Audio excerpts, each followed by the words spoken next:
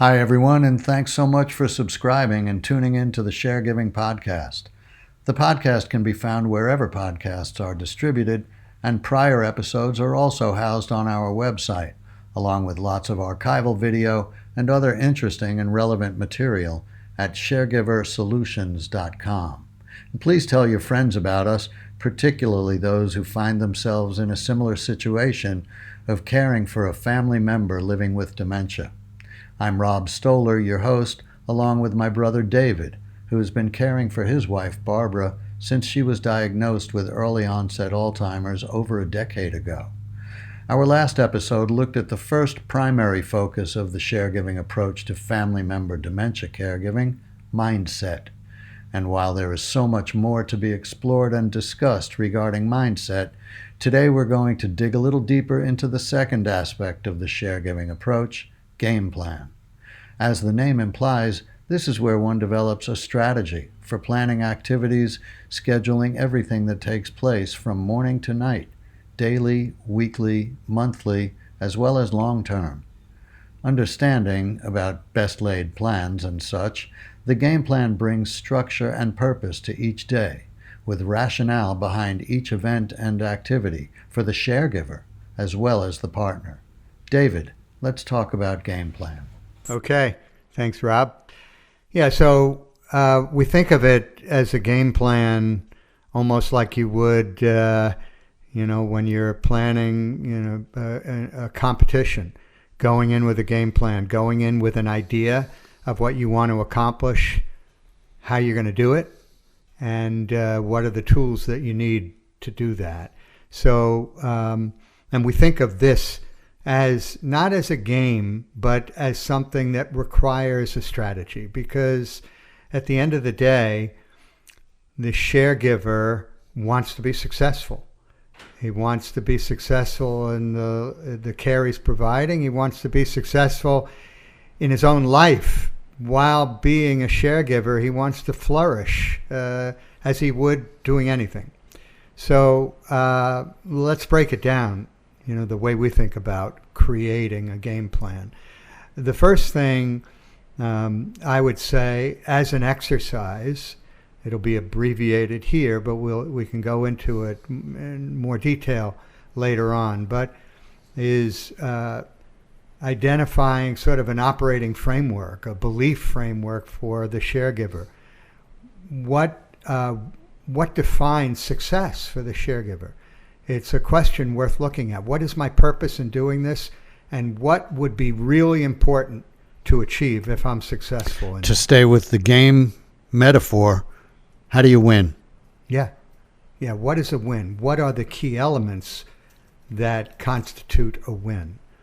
And once you can identify those, then what enables that? What do you need in order to win? In order to execute successfully that strategy? What are the preconditions for that? And then you can organize yourself to make sure you have those things that would enable you. What are failure factors? What are the kind of things that would cause you to fail, not succeed in that strategy? And similarly, what are the key success elements that, could almost assure that you're going to be successful? And it seems to me that the long-term game plan doesn't change much over the course of the care, because you still want your partner to have the highest quality of life, and you want your own life to be as enriched as it can be. But in the short term, from a day-to-day standpoint, week to week, month to month, I would think your game plan depends largely on where you are in the arc of this disease and treatment. Right. So, which is a great point. So first, we're sort of establishing the basis for a strategy for that game plan. And by the way, as we all know, if you do have a strategy, if you've thought it through and what's important in order to be successful, you feel like you're more likely to be successful. It brings its own confidence. The second thing, as you mentioned, is understanding the situation. To be effective as a sharegiver, you need to have some understanding of the condition of your partner. You don't need to be a scientist, and goodness knows this is a disease, dementia in its various forms, that has defied a cure and is obviously very complex. But it behooves the sharegiver to know as much as he or she can about the condition, which means talking to your partner's primary care physician. If there's a neurologist that's been involved or a therapist, talking to them with permission, which is another thing that you should make sure that you are legally able to find out confidential information about your partner, which means having a directive or having a power of attorney, and that's another subject we'll get to. But so you want to understand as much as you can about the condition of your partner, what is the path that he or she is on. And incidentally, for our listeners, these first few podcasts are essentially conversations between David and me about his situation and the situation 16 million other people find themselves in. But David's a voracious reader. He's got a stack of books written by experts from all different aspects of dementia care, and we will be presenting many of these people as guests on this podcast. But this is just and it was still in the introductory stage of what Sharegiver Solutions is about. Right. Yeah, there's a lot of knowledge that we hope to tap, all with the focus of empowering and enabling the sharegiver to be most effective. So back on Gameplan, first you're going to learn as much as you can about the condition. You're going to have talked to legal, medical, financial representatives that are providing some form of assistance or support to your partner, so that you have a good awareness of a snapshot of the condition. And then you're going to construct out of that, having done your own sort of self-analysis and an analysis of your partner's condition, you're going to create a game plan. And that game plan, I think of it most easily as a whiteboard that I actually have, as you know, in my mudroom downstairs, that Barbara never tires of looking at, which down the right side of it will have all of the things that I want to refer to as I'm designing an activity plan. And that is intellectual, social, emotional, spiritual, physical, dietary, things that I want to keep in mind. And now, I'm sure, I've seen the whiteboard. I looked at it last week. I know the whiteboard today bears little resemblance to the whiteboard as it initially was created years by ago, you. Sure. So as succinctly as you can, talk about how that whiteboard has changed, why it's changed, and maybe the whiteboard we see now reflects activities that you're interested in that Barbara can enjoy, as opposed to originally activities Barbara was interested in that you could enjoy. It's a great question. How has it changed from years ago? Because I've been doing this probably for 5 years. When did you start doing it? I mean, I would say that I started doing it about 3 years ago. Yeah, right after we got back from a healing trip to Peru, which was interesting in itself. And the reason that's the line of demarcation is that no sooner did we get back that Barbara had a bad fall, fractured 2 bones in her sacrum, and ended up in rehab for almost 5 weeks. And when she came out of that, she suffered a significant change, which some attribute to a phenomenon called, hospital delirium. where after a stay like that, the disorientation is so significant that for some people that are then predisposed, it's permanently disorienting. And I think that's what happened to Barbara, very sadly. But that's when I started keeping the chart. So it's, I'd say, 3 years. Initially, I was very ambitious. You're still very ambitious. Yeah, I guess that's likely to stay with me, hopefully for a while, yeah.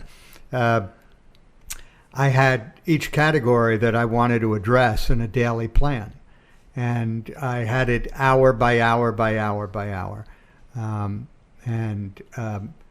It was interesting because it caused me to really learn about various activities and how they could help both pass the time as well as be nourishing in some way. I think as a general matter, the way it's changed over time, over the last 3 years, now going to a 4th year, is that in 2 ways. Number one, I've had to keep an open mind of what works and what doesn't work. Those things that Barbara doesn't want to do, don't push it, is what I have learned. Better that she be happy and comfortable, not that I allow her to do anything that might be endangering or, of course, inappropriate. But I've reduced the frequency of events and of change. Now, are there things that Barbara had enjoyed doing that she no longer enjoys? Yeah, I think one big one, for example, is cooking or baking, which she... Oh, she made great cookies. Yeah, her chocolate chip cookies were famous. No, she's just not interested anymore in that. Helping me organize things, which I felt would be, interesting and useful from a cognitive point of view, not really interested anymore. Then again, there are certain things that were obviously really interesting, and I emphasize them disproportionately now. Music being a big one and an obvious one for people. I think we all come to understand how valuable and important. And with Alexa, it's possible to create different game lists or listening opportunities during the day, which, and I now have it on all day. So we'll listen to the Broadway channel, and then we'll listen to 60s, and then we'll listen to the Beatles channel, and then we'll, have a podcast on that. Even if the podcast may be beyond Barbara's comprehension, she'll listen. She likes having a broadcast. And so I've found that that's been, really important in terms of occupying her in a way that I think nourishes her. Last week, before we started recording, Barbara was dancing. I'm not sure that I remember music actually playing or whether she was just dancing. Music would have been playing. And, so for example, in the morning when she gets up, comes downstairs, what do I play? The Beach Boys. And she is dancing, right off. And it's an interesting point because what I've come to understand about her condition is that her memory is gone, for the most part, and her language is also significantly diminished, even though she has lots of words. But what appears to be relatively intact or important is her sense of rhythm.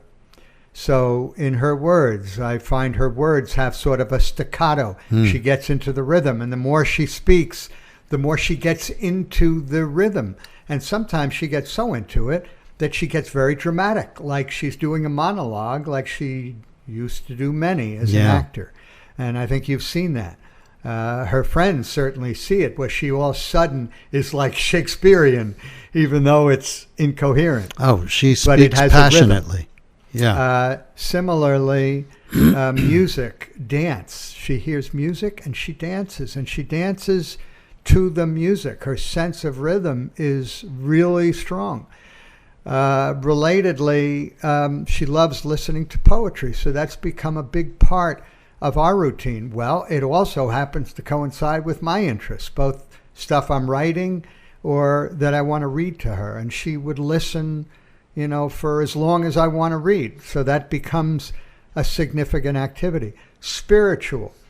We have Shabbat, services now by Zoom every Friday night, where she loves listening because the prayers have a rhythm. The words are familiar, and they are provided musically. So it's no surprise to me now, understanding this, that she would enjoy the prayers and the music associated with a spiritual practice, which I have to think also has spiritual benefit to her, just through reciting what she's been reciting for years. Well, a profound experience for me when we lost our dad almost a year and a half ago. Yeah. And you had a Shiva service at your house, and Barbara was seemingly essentially as incoherent as she seems now, but she knew the prayers, right, which blew my mind. I didn't know them, but she knew them, and knew them from, her very foundation, which is extraordinary. And I guess it goes to the music too, that she can still remember, and lyrics she can still remember from James Taylor or the Beatles, but right, that the religious prayers are deeply embedded. Right. So, as far as a game plan and planning activities of normal living, and there's a list of those that you can get from, Alzheimer's Association, of various activities that you want to make sure somebody's doing or has some awareness of, or has a lack of awareness of, which itself is indicative of changing condition. I think the first and foremost is there's no specific recipe that is for everybody. You have to have an open mind. You have to continually see what works. And over time, and this is really goes to the core of the Sharegiver solution, and we'll come to it, those activities should be things, each of them, that is nourishing to and interesting to the sharegiver. We will be right back after a word from our sponsor. The Sharegiver Solutions podcast is sponsored in part by our friends at Happier at Home Care, a 27-year-old family-owned and operated business based in Doylestown, Pennsylvania. They're a home care agency that offers in-home companion care, live-in and overnight care, and non-medical care, as well as one-to-one care in facilities. Owned by Pat and Lisa Morvillo, Happier at Home Care is hands-on and full service, providing background checks, bonding, liability, and workers' compensation insurance. Extremely reliable and responsive, they can be reached at 267-742-3209. Again, Happier at Home Care. So it is really sharing the experience. It's not just putting something, on the record player, for those that still remember those things, and going and doing something else, going away. It is sharing the experience. Right. Taking the opportunity to grow. If you're not engaged as the sharegiver, it's not going to have the same effect as if you are sharing. Yeah, and not just for the person that you're sharing with, your partner, but for yourself. Right. So when you ask how that's where that's the engagement I'm talking about. How has it changed over time? And this goes back to our discussions on mindset. Of course. If the sharegiver has a growth mindset, that means that he wants to feed his curiosity. He or she wants to be learning, wants to be growing, wants to be developing, which is exciting. And this is what I see as flourishing. You do it by sharing these activities. So the music, so what am I doing now? For example, I'm going through my jazz collection and my classical music collection that I've never really applied any particular organization to, and I'm learning. And Barbara's listening, she's enjoying, but I'm taking stock of and learning about things that I was curious about. What really differentiates Charlie the Bird Parker, and listening to, Mozart's violin concertos and listening to La Traviata. And, so while I am engaging Barbara in an activity that she has a predisposition towards, I'm nourishing my own interest as well. Well, and it still, for me, goes back to the issue of being that curious person who wants to not only learn about the disease, about your partner, but learn about yourself, learn ways of expanding your own experience, your own knowledge. Yeah. And again, I'm not sure how you teach curiosity, how you teach the thirst for knowledge, how you teach the desire to be more. But clearly, the greater your desire to be more, the greater the quality of your care. So I think one important aspect is if you understand that by practicing it, you're going to be happier. By connecting that which may not come naturally to you or not something you've practiced, but you now understand that it is directly tied to your own sense of competence and accomplishment and awareness and happiness, then you're going to try it out. I mean, other things, for example, with Barbara that have that she is doing with my initiative that align with my interest that she likes, gardening. So we've created a garden outside. That's an understatement. We've created a pretty cool garden. I did it because, number one, it involved activity that even if Barbara was still a little reluctant to get her hands dirty, let's face it, but she tags along. And I thought, wow, a garden, that'd be cool because we'll do something additional or different every season, and she'll have a chance to see change and maybe measure it or be aware of it in some way, which would be useful. And then we put paths in it.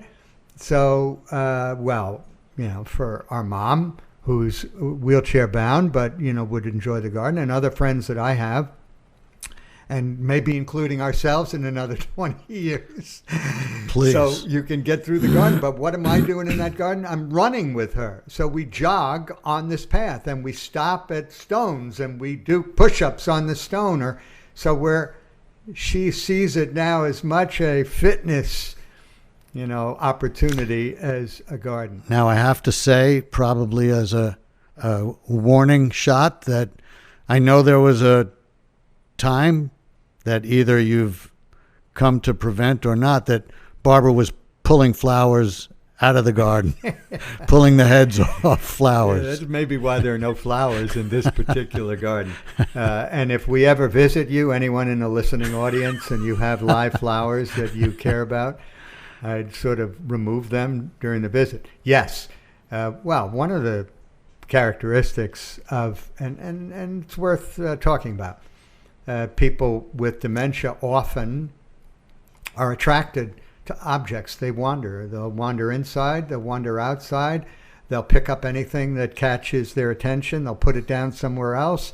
They might, disfigure it like flowers or like a book or like maybe my favorite book that all of a sudden doesn't have the, last chapter. Yeah, or the last chapter. Those are things that, and this is part of mindset. This goes very to much right? part of course. And so when those things happen now, as opposed to originally, when it might happen originally, like that precious, calla lily that you just bought that is now, beheaded. I could have said at one time, "How could you do that?" I don't say that. Yeah, I know how she could do it, and it doesn't help. I get upset. She gets upset, and the calla lily is still beheaded. It's an essential aspect of mindset. And I know, again, as to the flowers, you had told me at the time you started buying plastic flowers. Correct. I guess that's a workaround. A horrible thing. Is that a workaround? Is that a workaround? So it's a workaround. So yeah, if you're driving past my house and you see all the flower boxes and hanging baskets, they all look beautiful, and they'll look beautiful for 4 seasons, and relatively impervious to, Barbara's snatching hands, or even if they get snatched, which they do, they're more easily replaceable. But back to the game plan. We have evolved so that we've evolved away from certain things like learning exercises that I was really excited about. I still am for other sharegivers who are dealing with a condition that's, much less advanced than mine, where I do think the idea of spaced retrieval learning, where you can, with very simple numbers, sequence 1, 2, 3, or blocks or pictures, and then recalling them shortly after, stimulates cognition and is fun. We have a harder time now playing games, whether it's pick up sticks or playing with Play-Doh. Barbara doesn't seem to have the same attention for it or interest. But well, and that kind of goes into my area of films and photographs and things like that, which I know early on are a tangible connection to her life and past, and at this point, I'm sure don't have the same relevance. Except that, interesting that you say it, we have a big bowl of photographs that, running the risk that they will be torn or stuck together, they are endlessly interesting to Barbara. She is always looking at these photographs, and they're photographs of family and friends. And I still believe a very worthwhile activity is putting together, looking through photo albums and the like. Less interesting than maybe before, but still interesting. And still one of the activities that we do. We look through our wedding album. We look through other family albums. We look through pictures of trips that we've taken. As I say, less salient than maybe before, but still important. So at the end of the day, constructing that game plan with, some real deliberation beforehand, and one that changes over time, is something that is designed to both engage Barbara. It has fewer activities, but more activities that she enjoys, clearly. And they're all activities that I enjoy also, to my advantage, which is really... So it takes us to the other part of game plan, which is really self-care, and which is equally important. The care that I'm providing to my partner, to whom I'm very committed, and obviously have been, I have recognized, and this is in part at the urging of my daughters, that need to make sure I'm taking care of myself, and which means understanding as best I can my condition. So, for example, they made sure that I was getting some help that gave me some respite during the week, which I've done, recognizing that a number of people listening may not even be able to hire somebody, as I've done, for 30 hours a week for 5 days. But it's been extremely helpful, and I went without it for 13 years. Second, they wanted me to go to a shrink. And to any psychiatrists or therapists out there, I don't mean to devalue you by my casual, assigned name to your practice. But so that I could understand my feelings, because they felt that I wasn't really dealing with my feelings. Well, I did go, and I found that it was really interesting and helpful. Even the idea that this psychiatrist, who was great, got me to say out loud that I was lonely. Well, that's not something that I ever really chose to identify to myself. And having done that, he would then say, so what are you going to do about it? And which was another thing my daughter said, which is, Dad, you have to get out. You have to meet people. Which You is have another to- part of mindset and game plan. And game plan. And networks. And networks, which we've yet to get into. Right. So that was hugely important. So getting back to winning or success, and again, the long-term game plan is just the betterment of your lives and the enrichment of your experience. And I'm interested in the daily winning on a daily basis, and I think that's where Sharegiver Solutions distinguishes itself, is that we will help the sharegiver get through the day well, and the week, and the month, and the year, and time passes quickly. What would be a successful day? How do you win a day? When do you, at the end of a day, ever think like, wow, that was a great day? And if you do, what would that day have encompassed?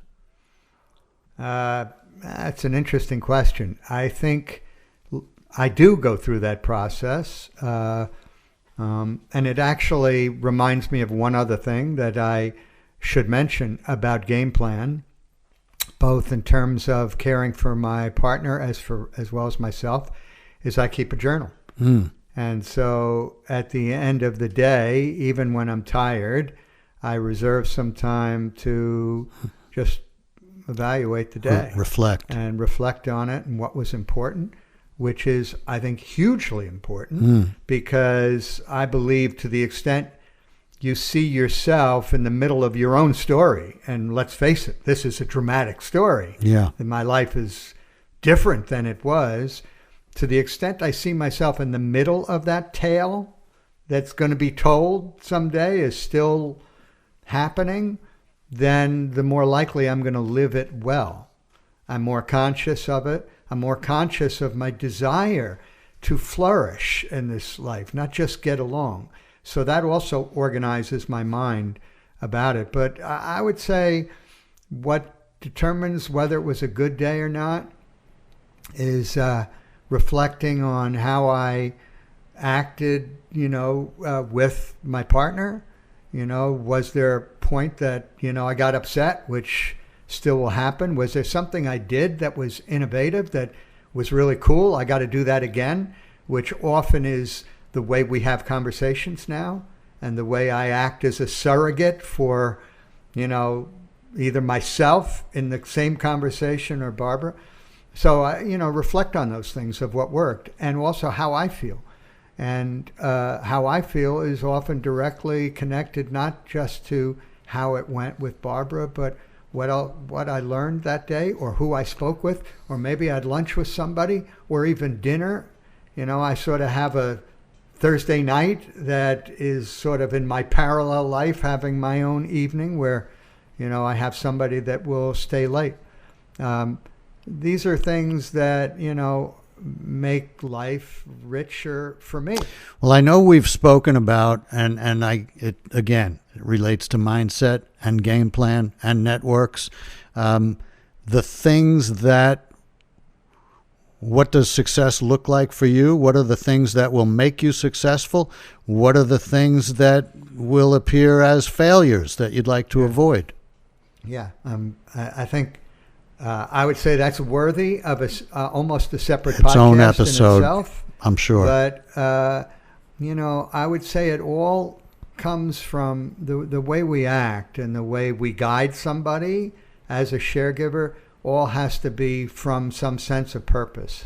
That's sort of an irreducible element. And when we can really identify that and feel it, then it's much easier to think about those things that enable, that are driven by that sense of purpose, and enable the success that comes out of that sense of purpose. And that reminds me of something we've spoken of that I think it's important to mention, and it kind of harkens back to what I've done. And I've worked with many people over the years who are in difficult situations, many of them in debilitating physical situations, PTSD situations, situations of loss. And what I've learned from experts and from having interviewed so many people is that when things are at their darkest and lowest, and arguably this can be one of those situations if you allow it, what I've learned as not necessarily an antidote, but essentially that's what it is understanding that there are a lot of other people in that situation or in worse, more difficult situations that you can help. And that has been embedded in my mind as a way of dealing with trauma, is that other people are suffering and you may be able to help. Right. It's very and that's powerful. what Sharegiver Solutions wants to do. Sharing, and I think this is a great point that we can conclude with, but I think it's pretty clear that when you are giving, when you are sharing something, you're feeling better, you know? Yeah. Even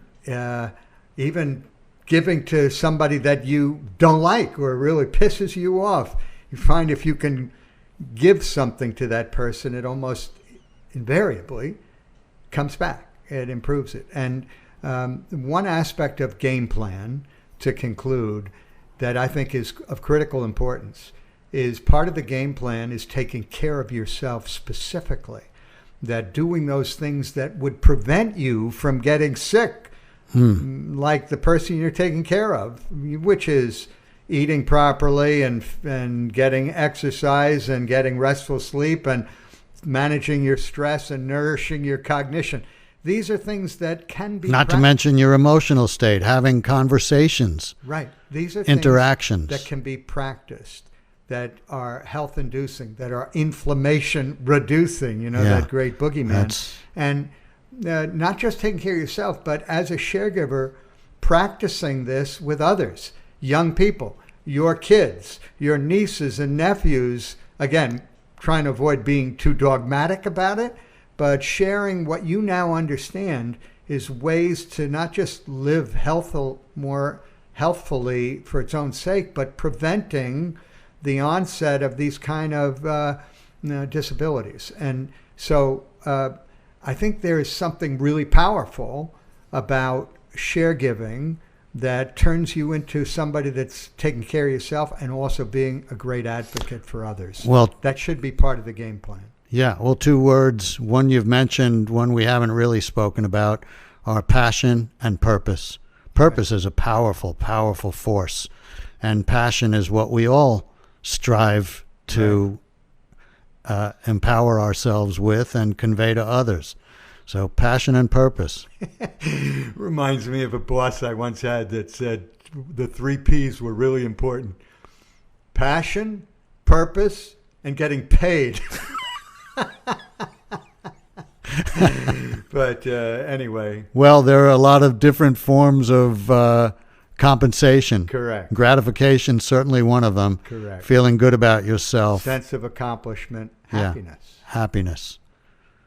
Well, let's leave it there. Okay. Okay. Thanks, everybody. Hi. Thanks so much for joining us today for the Share.Giving podcast to speak about Gameplan. There are over 15 million family members in the United States caring for a loved one with dementia. And to go into each day or week or month or the whole situation without a game plan makes a difficult situation extremely challenging. So thanks for listening. We hope it helps. There's certainly more information and we plan to present it. And you can also find additional materials on the website at ShareGiverSolutions.com. Please tell your friends, again, particularly those who are caring for a family member with dementia. And remember, sharing is the way of caring. Can I get an amen? Come on, brother, let's sing it. Amen. Amen. Amen. Amen. Amen. Sing it one more time now. Amen. Amen. Amen.